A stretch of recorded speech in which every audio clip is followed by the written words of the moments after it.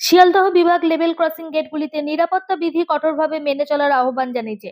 অনেক সময় দেখা গেছে অনেক সড়কযান চালক লেভেল ক্রসিং গেটের কাছে বেপরোয়া চালনা করছেন, গেটের সিগন্যাল অগ্রাহ্য করে গেট বন্ধ হওয়ার আগেই পার হওয়ার চেষ্টা করছেন এবং বহু ক্ষেত্রে গেটের সঙ্গে সংঘর্ষ ঘটছে।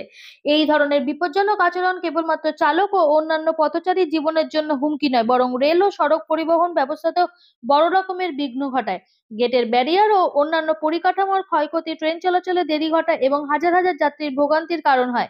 উল্লেখযোগ্য যে নিরাপত্তা বিধি লঙ্ঘন রেলওয়ে আইনের অধীনে একটি দণ্ডনীয় অপরাধ।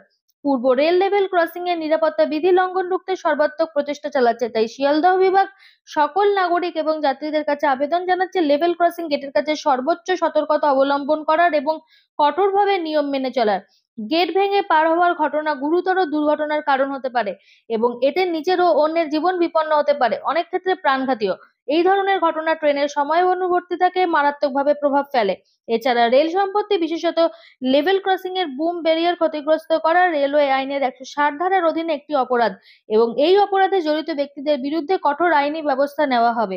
জনগণের উদ্দেশ্যে শিয়ালদহ বিভাগ আবেদন জানাচ্ছে যে গেট সম্পূর্ণরূপে খুলে যাওয়ার আগে কখনোই পার হওয়ার চেষ্টা করবেন না, কখনো গেটের নিচ দিয়ে, পাশ দিয়ে বা গেটের ফাঁক দিয়ে যাওয়ার চেষ্টা করবেন না।